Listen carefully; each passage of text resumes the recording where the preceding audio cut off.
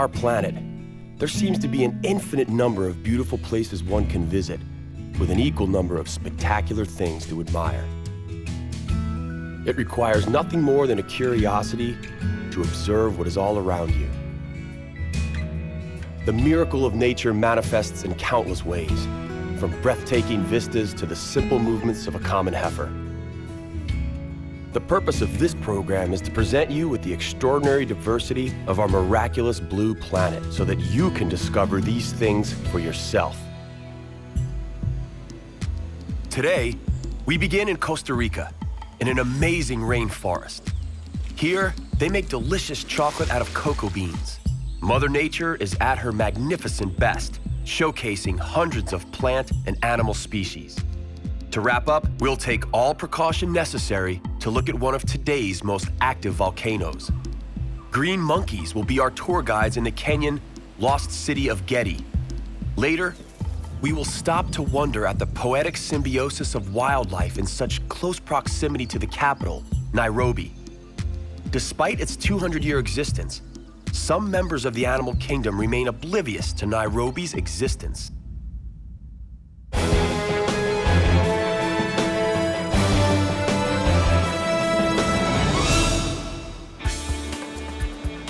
A green belt of land lays between Nicaragua and Panama. It is Costa Rica, a tropical paradise where life remains inherently connected to the sea, rainforests, and history. In 1503, Christopher Columbus landed near Ilha Uvita. The Spaniards followed soon afterwards, annexing the territory to their colonial empire. After being on the losing side of the Spanish-Mexican War in 1821, the Spanish could not stop the Costa Ricans from declaring independence. Inspired by nature's bounty, they named their land the Rich Coast, Costa Rica.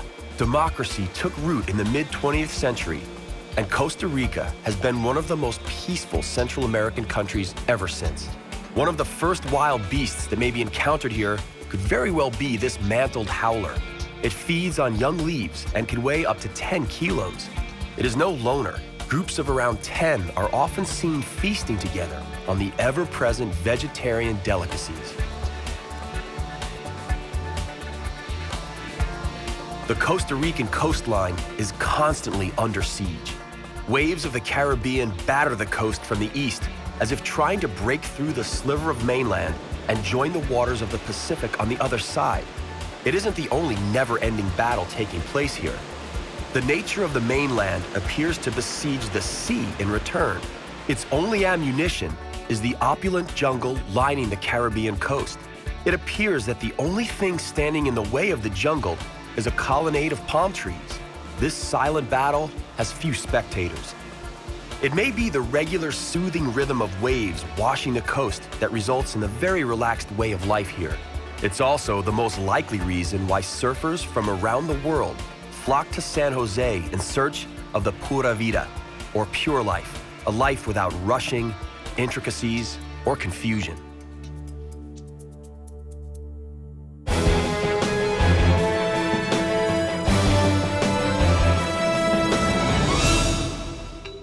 It is very advisable to wear neoprene shoes, boots, or Wellingtons when entering the Costa Rican jungle.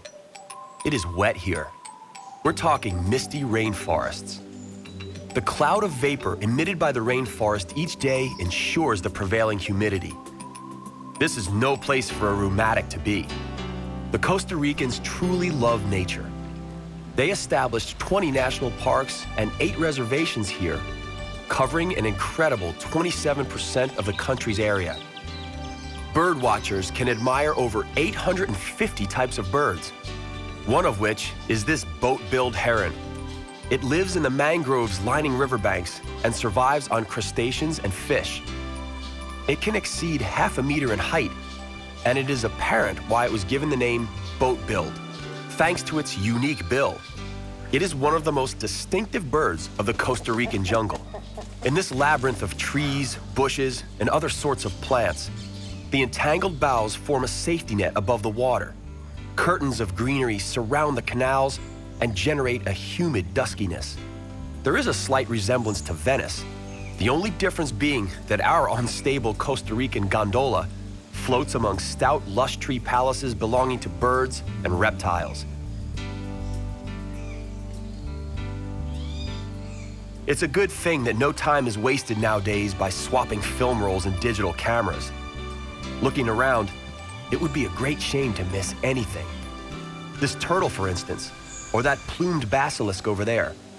It runs so fast that it can actually skim the water's surface, appearing to walk on water. This is why the locals call it the basilisk of Jesus Christ. There are tens of thousands of plants here, including 1,200 species of orchid. One can only envy the sloth. He's got his whole life to take in the beauty of the jungle. We, unfortunately, have to move on.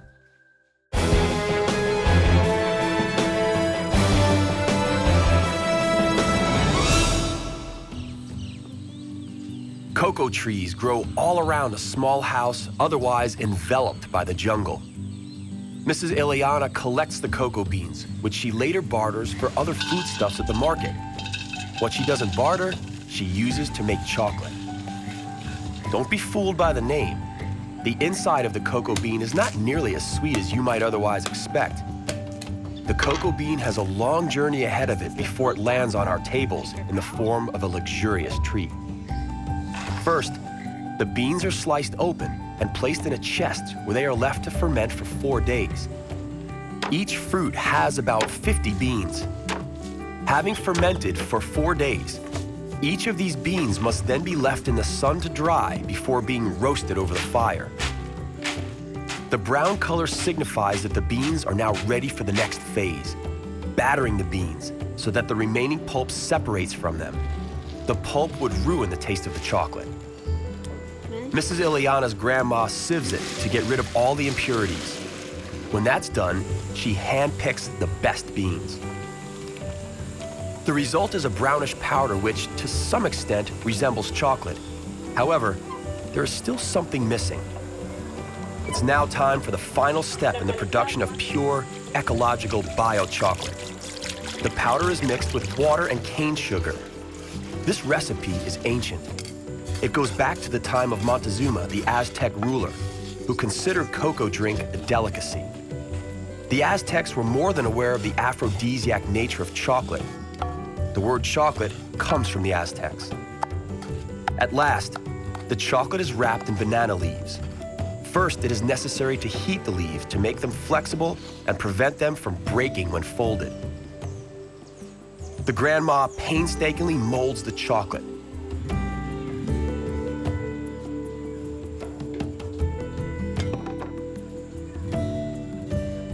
Our treats are ready. Those may come in handy as we are now headed toward the distant waterfalls and a murky, forbidding volcano.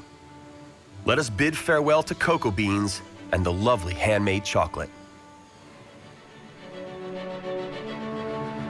The Costa Rican landscape is a gold mine in the eyes of developers. So much room and unused space. The Costa Ricans are duly proud. The Costa Rican government attempted to implement asphalt road building on a number of occasions to no avail. Despite the obvious fact that roads would have facilitated transportation and improved life in general, the locals refused. They are content with what they have and feel no need to deface their country with industrial and tourist infrastructure. And so it well may be that in a couple of decades, we will visit Costa Rica as one of the few remaining paradises left on Earth. If the Costa Ricans had a different mindset, Salto San Luis, located in the Monteverde province, would have been condemned to empty beer cans and other trash, rather than the magnificence of the surrounding rainforest, streams, and even this 2-story waterfall. The threat of unchecked tourism continues to loom over the natural wealth of Costa Rica. This is why the Costa Rican government devised a system of hanging bridges over the misty rainforests in the national parks.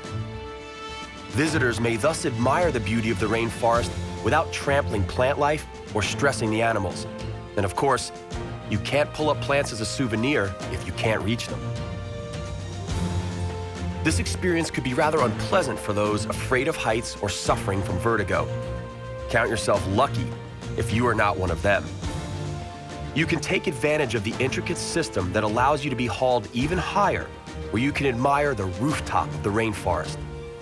It can be a breathtaking, awe-inspiring, adrenaline-pumping experience, and more than well worth it. Each tree is a world of its own, a real green microcosm in a great green macrocosmos. A few hundred years ago, the Spaniards were disappointed not to have discovered any gold in Costa Rica. At that time, they failed to notice the treasure all around them.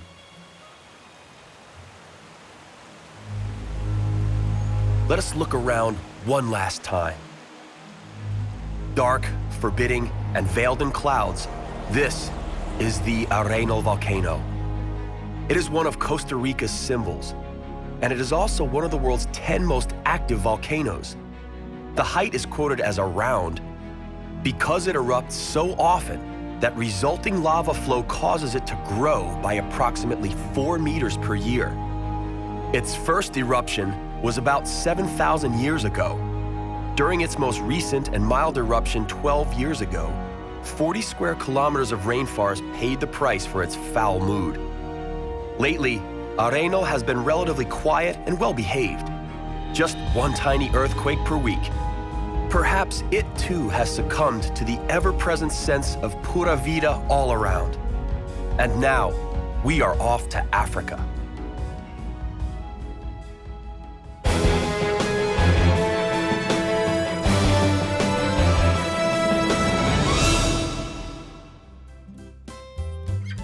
Welcome to the Kenyan coast, bathed by the Indian Ocean. The sun is slowly rising above the Kenyan Swahili Coast. The name alone signifies that we are about to meet a coastal culture. The word Swahili comes from the Arabic word Sahil, meaning coast, and the plural is Sawahel. It is a seafaring culture inherently linked to trade in the Indian Ocean. This coastline began to lure Arabic and Persian merchants as early as the first millennium AD.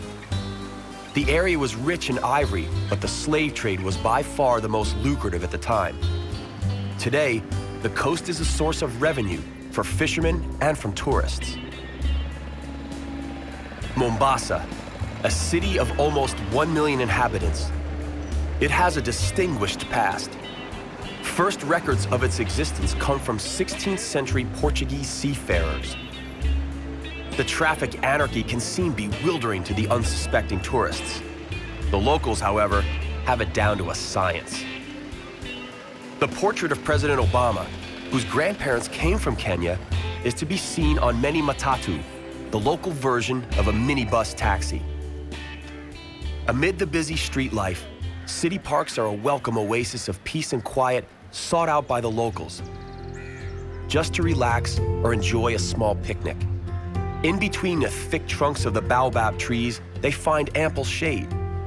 But attention must be paid to the large pods growing on the trees and falling at times. The pods do not fall of their own accord. It wouldn't be Africa if it were not for a few enterprising individuals operating in the crowns of the trees. And so, the trees offer relaxing, shady niches to some and a livelihood to others. The baobab tree is very popular among the people. The leaves are considered great eating when included in salads.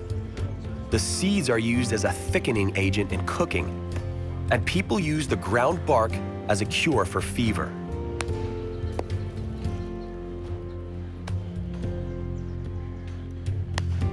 Collection of this fruit may seem a risky business, but the wide boughs are sidewalks to the feet of an experienced collector.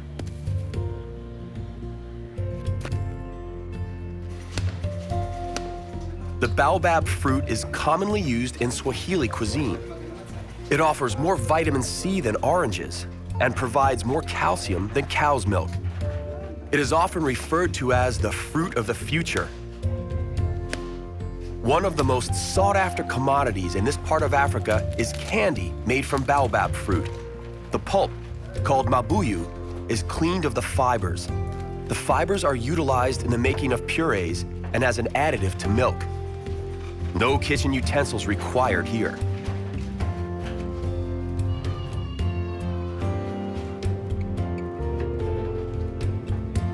The pulp is carefully selected. This is followed by the preparation of a red dye with a dash of chili. When it's ready, the pulp is colored in the dye and sweetened.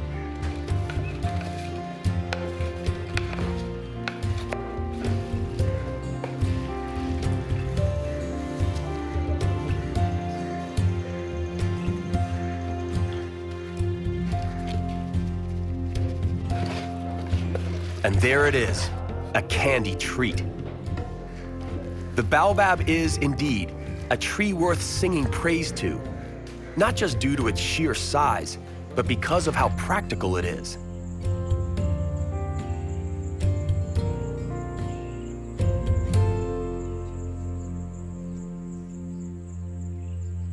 Not all cities survived the pitfalls of centuries past. For unknown reasons, life suddenly vanished from the city of Getty at the end of the 17th century. The city is veiled in mystery. Though no official records exist, the expanse of observable ruins gives silent testimony to the wealth and glory of Getty. In the first half of the 20th century, archaeologists unearthed the remains of a port and a tomb dating back to the end of the 14th century. Neither gave away any secrets. It is almost as if Getty was cursed, or that something wanted to deny it ever existed at all. It is a place perfectly suited for an H.P. Lovecraft story. The city was devoured by the jungle, and its ruins are now occupied by a troop of green monkeys. Their monkey ancestors may have lived here a few hundred years ago, but they also didn't keep any written records. The sheer size of Getty, as well as its mystery, is breathtaking.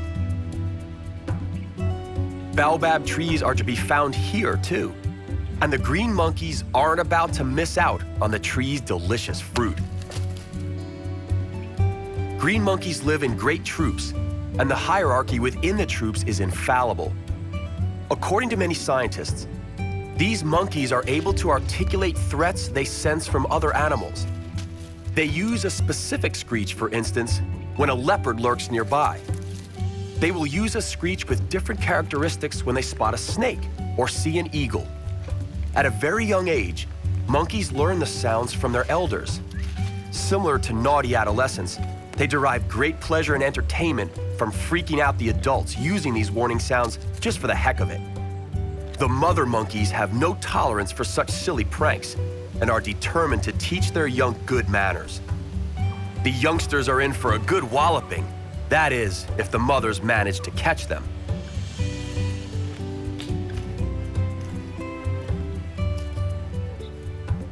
Because monkeys have a natural tendency to be aggressive, the monkeys hang around the visitors, having learned that food is to be found in all sorts of dodgy places.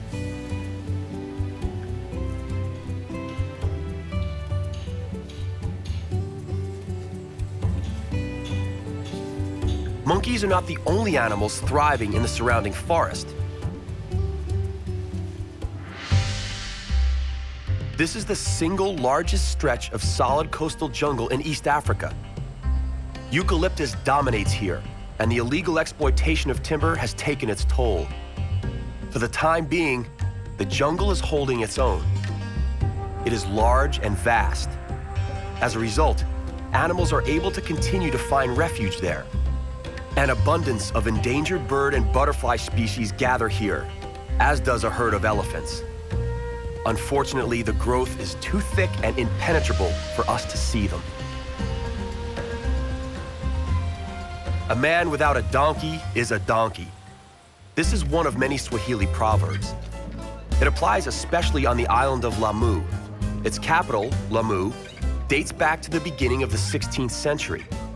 The unimaginable wealth of its inhabitants no doubt came from the trade in ivory and slaves. The city has managed to maintain its character and remains a unique example of Swahili architecture. It has been included by UNESCO as a cultural heritage site. Clearly, no other means of transport but a donkey would do in its narrow, winding streets. 2 tractors appeared on the island recently, and the police force can also brag of its own vehicle. This is no match for the donkeys, though. There are 3,000 donkeys on the island, so they ensure that they are the majority of the interstate transportation. The goods are offloaded in the port. From there, they reach their designated destination atop one of these stubborn creatures. The baskets used as saddlebags are made of palm leaves. The leaves are first dried, then the women weave them into narrow strips, which are eventually sewn together. The same technique has been used forever. Mattresses and other merchandise made of palm leaves were exported from Lamu. Their import is mentioned everywhere, including on the island of Zanzibar.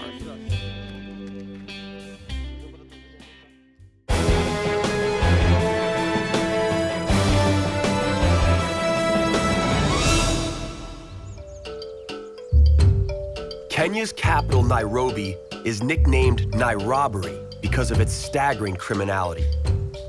Even though these animals are living in what amounts to the city's suburbs, these zebras and wildebeests haven't got a clue. They live peacefully within sight of the city, but at the same time sufficiently far away from it. They are yet another living example of how transient the boundary between wilderness and civilization is in Africa. So why don't the animals fear civilization? Once uncontrolled hunting was abolished, the animals returned to the city periphery, barely 7 kilometers from the city center.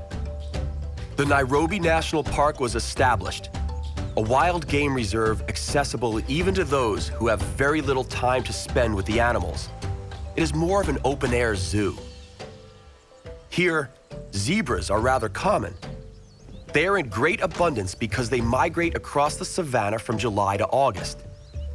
You won't sight any of the African Big Five here, namely leopard, lion, elephant, rhinoceros, or buffalo. Along with zebra, the more common animals include wildebeest, giraffe, and ostriches. Don't expect the ostrich to hide its head in the sand, though. They are so accustomed to seeing throngs of tourists and schoolchildren, they remain absolutely unfazed by humans. You may encounter wildebeest grazing freely on the plains. Springboks and antelope of all shapes and sizes are also commonplace.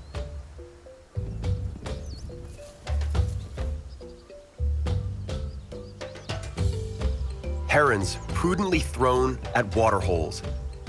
Waterholes are essential for the survival of all in the savanna, and generic animosities are forgotten here. Giraffes float by majestically, looking down upon the world. They deserve their God syndrome, being the living proof of Darwin's evolutionary theories. They stretched so far and so long to reach the highest and furthest growth that they survived. Evil gossip has it that Darwin only reached this conclusion having heard from the natives and taken for his own the legends on how the giraffe originated. But that is an entirely different chapter. For the moment, we are still in the Nairobi National Park, and we can take pleasure from nature untroubled by human intrusion. The sun begins to set over Africa, and with it, ends our ventures into the stunning Kenyan and Costa Rican jungles. But for how long will we have the ability to enjoy these jungles? For only as long as we are willing to accept the responsibility of being good stewards to the land and our environment.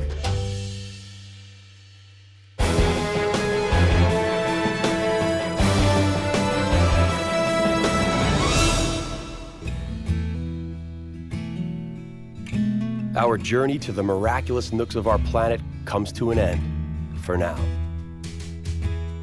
On the next exploration of our compelling and bountiful planet Earth, we will visit Iceland and marvel at its numerous hot springs. But it is also steeped in a rich cultural history. And there's nothing quite like the rejuvenating thermal baths and breathtaking Nordic vistas you find in Iceland. Tropical Laos is also inseparably linked to nature. Only here, monochromatic white glaciers are replaced by lush green scenery. We will lose ourselves in the intricate cave labyrinth of the Laotian underground, only to re-emerge into the sunlight and get up close and personal with the water buffalo on the Mekong River. That's all right here on Miracles of Nature. We hope you'll join us.